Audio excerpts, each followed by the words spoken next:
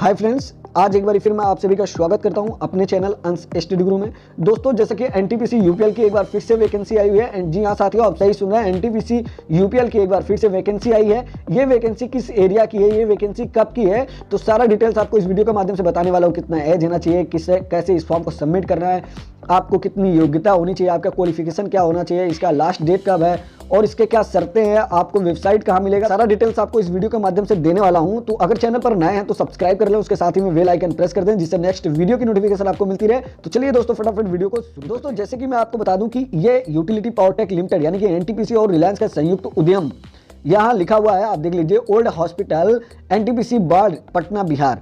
ये वैकेंसी पटना बिहार बाढ़ स्टेशन के लिए है। एनटीपीसी पावर का जो पावर प्लांट लगा हुआ है वहाँ के लिए है। और इस आवश्यकता किन लोगों की आवश्यकता है ये भी आप जान लीजिए। यहाँ सबसे पहले दिया हुआ आवश्यकता है, utility power tech limited UPL प्रशिक्षक सहायक लोको ड्राइवर के पद पर अनुबंध आधार पर भर्ती के लिए आवेदन के लिए आमंत्रित किया है। कहने का मतलब ये, आपका जो लोको यानी कि प्रशिक्षक सहायक लोको ड्राइवर के पद के लिए आपको आमंत्रित किया जा रहा है, और जिसका पद का नाम है प्रशिक्षु सहायक लोको ड्राइवर। और आयु आपका 18 से 35 वर्ष होना चाहिए 8 फरवरी 2020 की तारीख तक। यानी कि 18 से 35 वर्ष तक आप इस फॉर्म को सबमिट कर सकते हैं। आप 8 फरवरी 2020 तक अगर 35 वर्ष के हो रहे हैं तो, अगर उससे कम भी है तो भी 18 से प्लस के जितने भी स्टूडेंट हैं, आईटीआई पास, हाई स्कूल पास, वो इस फॉर्म को जरूर से जरूर भरें।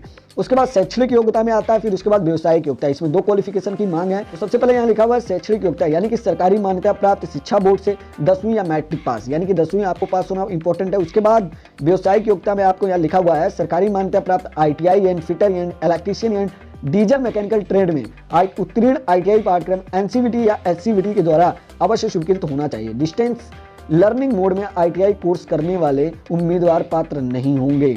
जी हाँ साथियों, आप सही सुन रहे हैं कि अगर आपने किसी भी ट्रेड से आईटीआई किया है, जैसे फिटर, इलेक्ट्रीशियन या डीजल मैकेनिकल से, तो आप इस फॉर्म को भर सकते हैं। लेकिन आपको एक चीज़ को ध्यान रखना होगा, चाहे आप एनसीवीटी से किए हों चाहे एससीवीटी से किए हों, लेकिन इस बात का आपको ध्यान रखना होगा कि अगर आपने डिस्टेंस, कहने का मतलब ये, अगर आपने गैप कर दिया है, जैसे हाई स्कूल करने के बाद आप या इंटर करेंगे या आईटीआई करेंगे, या 1-2 साल आप गैप कर दें, पढ़ाई नहीं किया है, आपने कुछ भी नहीं किया है, आप वैसे बेकार बैठे रहे, उसके बाद फिर लास्ट में आईटीआई किया है, तो वो लोग इस फॉर्म को ना भरें। ठीक है। उसके बाद आवेदन करने की तिथि आपको ये भी बता देता हूँ।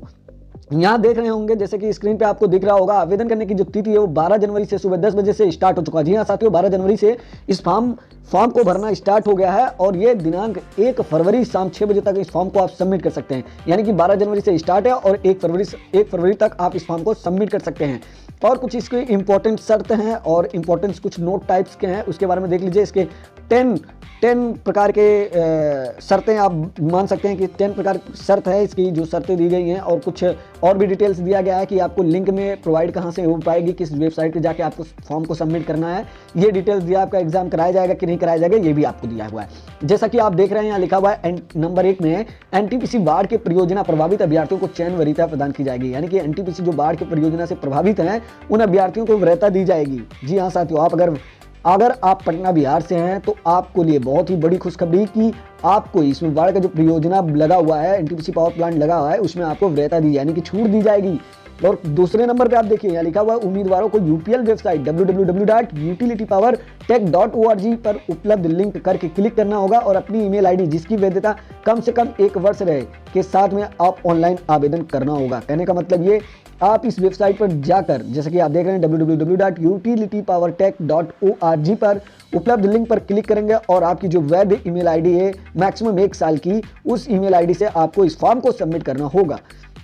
उसके बाद यहाँ तीसरे नंबर पे आता है कि वेबसाइट पर उपलब्ध लिंक, यानी कि ये जो है वेबसाइट पर उपलब्ध है लिंक, जैसे कि तीसरे नंबर में आप देख लीजिए, लिखा हुआ है कि वेबसाइट पर उपलब्ध लिंक 12 जनवरी सुबह 10 बजे से लेके आप 1 फरवरी शाम 6 बजे तक आप इस फॉर्म को भर सकते हैं। आप एक बार फिर सुन लीजिएगा दोस्तों, आप 12 जनवरी से 10 बजे, यानी कि 12 जनवरी 2021 10 बजे से लेके आप 1 फरवरी 2021 तक शाम 6 बजे तक इस फॉर्म को भर सकते हैं। उसके बाद चौथे नंबर पे आता है कि कोई भी मैनुअल या पेपर आवेदन पर विचार नहीं किया जाएगा। कोई मैनुअल इस प्रकार से पेपर पर विचार नहीं किया जाएगा। 5वें पॉइंट पे आता है, आवेदन करने से पहले उम्मीदवार को सुनिश्चित कर लेना चाहिए कि वह पात्रता मानदंडों और वेबसाइट की यूटिलिटी पावर पर रजिस्ट्रेशन पोर्टल पर विज्ञापन वर्णित शर्तें को पूरे करते हैं कि नहीं।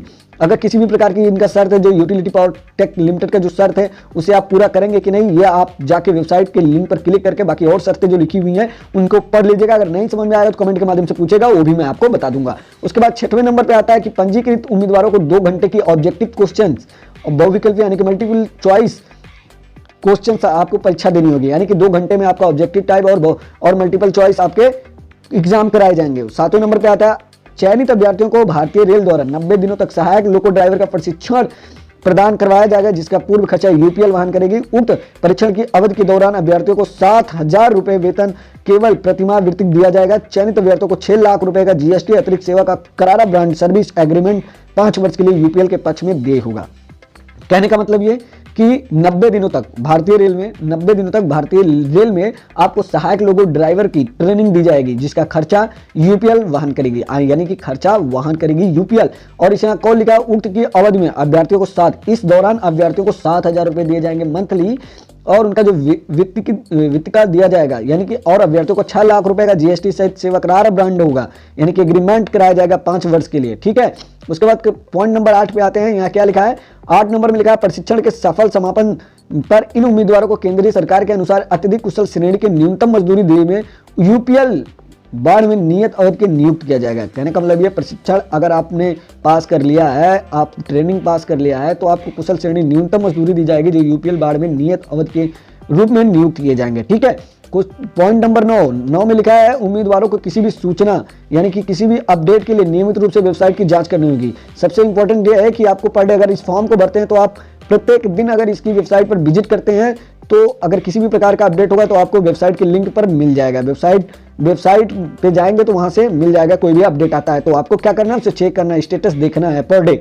उसके बाद लास्ट पॉइंट आता है, यदि आवश्यकता हुई तो यूटिलिटी पावरटेक लिमिटेड के पास भर्ती प्रक्रिया को बिना कोई पूर्व सूचना दिए बगैर कोई भी कारण बताए बिना रद्द कर सकता है, या आप इसमें कोई भी कुछ नहीं कर सकते हैं। ये इसका कहने का मतलब ये है कि उसका अधिकार खुद उसके पास है। ठीक है, तो उम्मीद करता हूं दोस्तों ये अपडेट आपको बहुत ही अच्छा लगा होगा। अगर किसी भी प्रकार का दिक्कत होता है या किसी भी प्रकार की कोई क्वेश्चंस आपके मन में कोई डाउट होता है तो आप कमेंट के माध्यम से जरूर बताइएगा। अगर कोई दिक्कत होगी तो हम आपके लिए बहुत ही सपोर्ट करेंगे, और कोशिश यही करूंगा दोस्तों कि अगले वीडियो में मैं आपको बताऊंगा कि यूपीएल के और भी डिटेल्स के बारे में और यूपीएल के और निचोड़ के बारे में कि यूपीएल क्या होता है, आखिर ये यूपीएल कंपनी कैसे क्रिएट हुई, कैसे बनी। तो इन सभी को लेकर आऊंगा अपने नेक्स्ट वीडियो में। उसके साथ ही मैं और भी कुछ अपडेट दूंगा, जैसे कि इसका फॉर्म कैसे सबमिट करेंगे। आपको अगर फॉर्म सबमिट करने में भी दिक्कत आ रही है तो आपको फॉर्म को भी सबमिट करके दिखाऊंगा, और भी इसी प्रकार से अपडेट पाने के लिए मेरे चैनल से जुड़े रहिएगा। तो दोस्तों फिर मिलेंगे अपने नेक्स्ट वीडियो में, तब तक के लिए अलविदा चाहूंगा। ओके, ऑल द बेस्ट साथियों। जय हिंद, जय भारत, जय जवान, जय किसान। जहां भी रहें मस्त रहे, स्वस्थ रहे।